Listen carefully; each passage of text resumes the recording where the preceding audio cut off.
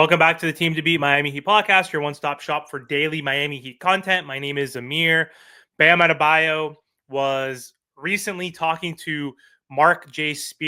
and he basically was saying that he believes that the Miami Heat still have enough to win. So even amongst all the Jimmy Butler rumors, trade speculation, and all the spotlight around Jimmy Butler and his demand for a trade, Bam Adebayo is stepping up as the captain, as the leader of this team, and he's saying the right things basically to Marc J.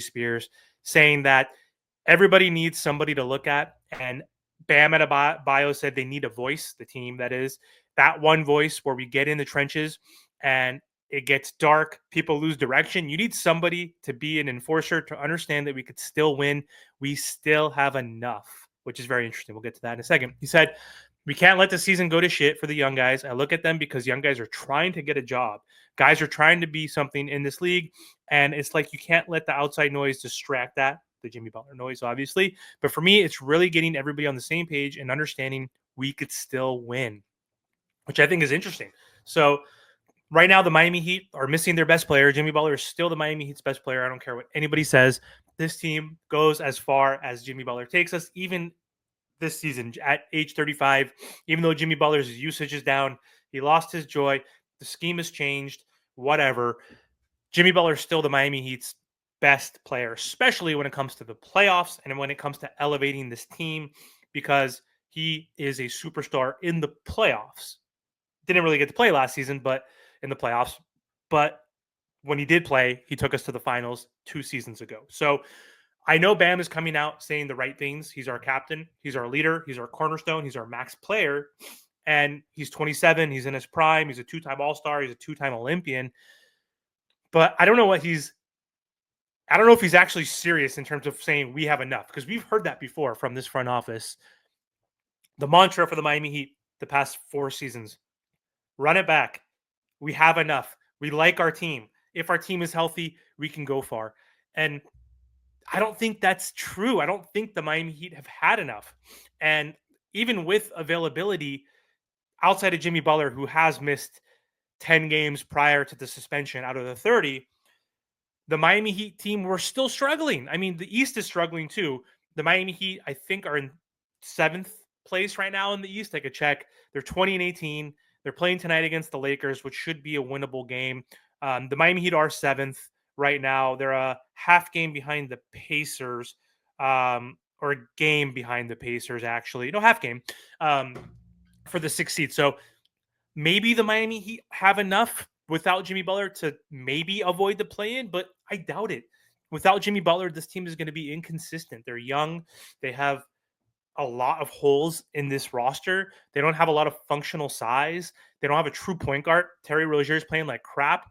Tyler Herro's playing like their best player, and he's been great and he's been consistent, but Bam's been inconsistent. Bam has been regressing, especially offensively. There are games defensively where Bam is getting cooked and crushed by other centers. Yusuf Nurkic, where they played the Suns and they lost, I think they're 1-1 against the Suns, but that one game they lost, Nurkic was crushing Bam. Like other centers that are not great. What's his name on the Magic? I know he's an up-and-coming center, Goat, whatever the hell his name is.